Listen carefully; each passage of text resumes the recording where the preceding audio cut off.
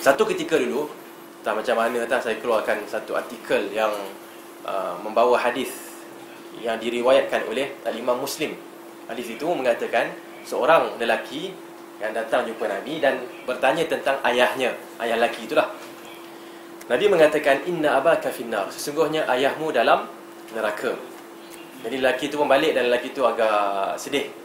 Lalu Nabi pun panggil semula dan mengatakan, inna abi wa abaka finnar, sesungguhnya ayahku dan ayahmu dalam neraka. Okey, jelas tak hadis ni? Jelas tak? Sesungguhnya ayahku dan ayahmu dalam neraka, artinya ayahku, ayah Rasulullah, dan ayah kamu, sahabat ni, dalam neraka. Jelas. Kemudian satu hadis lain dalam Muslim juga, ataupun yang lain, hadis yang sahih, di mana Nabi SAW dalam perjalanan dari Mekah ke Madinah atau sebaliknya, singgah sebentar di satu kubur.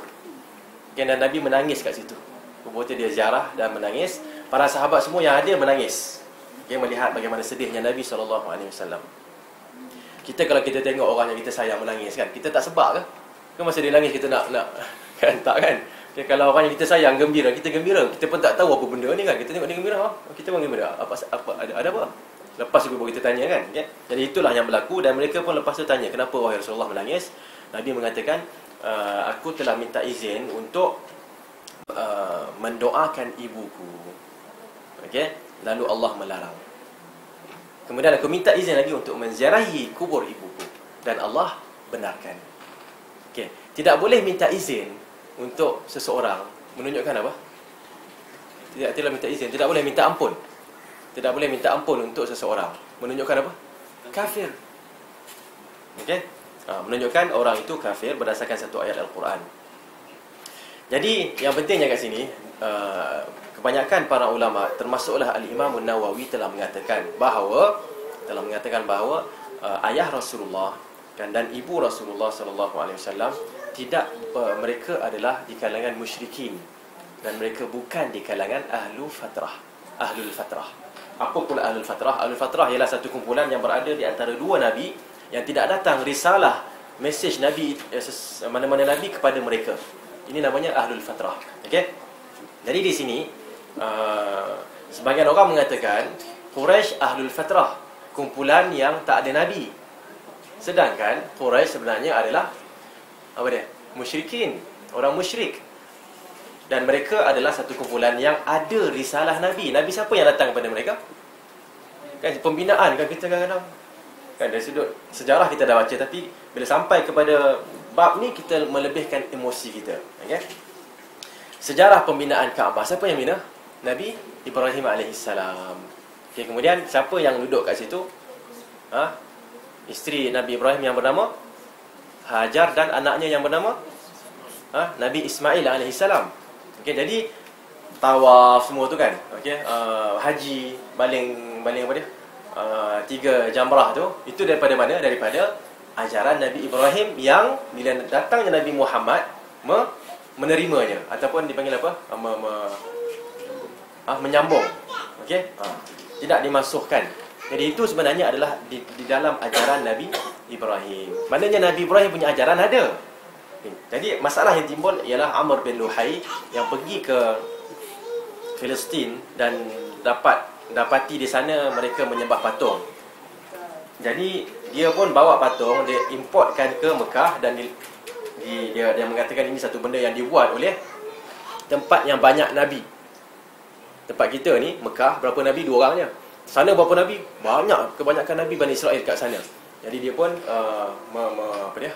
mempromosikan penyembahan patung dan akhirnya terdapat 360 patung di sekeliling Kaabah. Okey. Jadi kita nak ceritakan bukan ahlul fatrah. Kenapa saya sebutkan benda ni? Bila saya tulis dalam blog saya kan, masa tu main-main sikit lah kan. Kita suruh anak murid kita buat blog, dia orang pula suruh kita buat. Jadi kita dah malu alah lah, kita buat lah juga kan. Saya kata baguslah kan, muda-muda baguslah buat blog ni kan. Macam kata ustaz pun taklah tua sangat kan.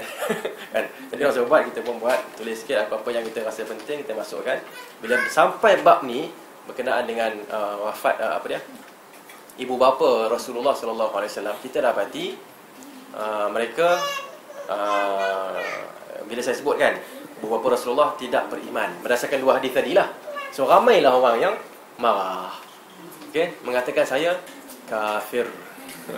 Saya kata kafir macam mana Nabi yang cakap ni? Saya hanya menukilkan kata-kata Nabi. Kalau saya kafir, artinya Nabi lah kafir pasal saya bawa kata Nabi kan. Faham tak? Okay? Tapi emosi itu kita masalahnya saya nak sebutkan di sini. Emosi mereka mengatasi ittiba' mereka ataupun istislam mereka, penyerahan diri mereka terhadap Allah dan Rasulullah. Kan hadis Nabi SAW. Okey. Tak apalah, yang pentingnya itu yang berlaku. Bahkan bila saya perhatikan semula, saya dapati ada di kalangan Syiah kan, yang marah ni dua jenis lah. Satu Sufism marah. Mereka mengatakan tak mungkin seorang rasul kan, khususnya Rasulullah ni mak bapak dia kafir, tak mungkin. Ada hadis lain kan, dia ada dua hujah mereka. Ada satu hadis yang mereka Allah hidupkan Abdullah dan Aminah, lalu mereka beriman dengan Nabi SAW. Nah, ni ada hadis. Sedangkan hadis tu hadis yang palsu, hadis yang maudhu'. Tapi sufi dia tak kira palsu ke apa ke, yang pentingnya hadis. Kan, orang sakit ke, orang sihat ke, orang yang pentingnya, betul tak? Kan, kita mengatakan nak masuk askar, orang yang sihat sahaja, ketinggian yang tertentu sahaja. Rendah sikit, sihat okey, tapi tak boleh masuk askar pasal tak cukup tinggi. Betul tak? Dan begitu jugalah lebih kurang dengan hadis Nabi SAW. Ada kriteria yang perlu dipenuhi. Bukannya semua hadis kita ambil, tidak. Asal nama hadis kita ambil. Itu salah. Yang kumpulan yang kedua, kumpulan Syiah yang mengatakan di samping Abu Bakar, di samping siapa dia?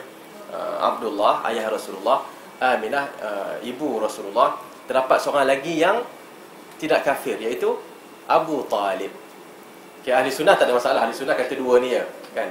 Maknanya di kalangan ahli sunnah yang jahil, iaitu yang terikut-ikut dengan sufism, okay, ataupun tasawuf yang melampau sikit, mereka mengatakan ibu bapa Rasulullah Muslim. Sedangkan hadis mengatakan tidak begitu, tidak Muslim. Mungkin Imam Nawawi pun menekankan perkara itu. Okay. Kemudian Syiah tambah satu lagi, iaitu apa dia? Abu Talib. Kan Abu Talib tu pun Islam juga. Okay. Tapi itu adalah emosi, dan mereka tidak pelik sangat. Mereka mengagungkan Ali, dan jadi apa sahaja yang berkaitan dengan Ali diagungkan bersama. Okay, mengagungkan, bukannya menghormati, mengagungkan. Okay, melebihi batasannya. Okay. Jadi itulah sedikit sebanyak berkenaan dengan Al-Abbas, Abdullah bin Abbas, okay, Aqil bin Abi Talib. Jangan kita perhatikan, Abu Talib dengan Al-Abbas adik-beradik, tetapi kenapa diabaikan Al-Abbas? Kan? Kenapa diabaikan Ali dengan Abdullah bin Abbas? Sepupu lah dengan Nabi SAW, tetapi kenapa diabaikan Abdullah bin Abbas? Kan? Okay? So itu persoalan yang timbul kat sini.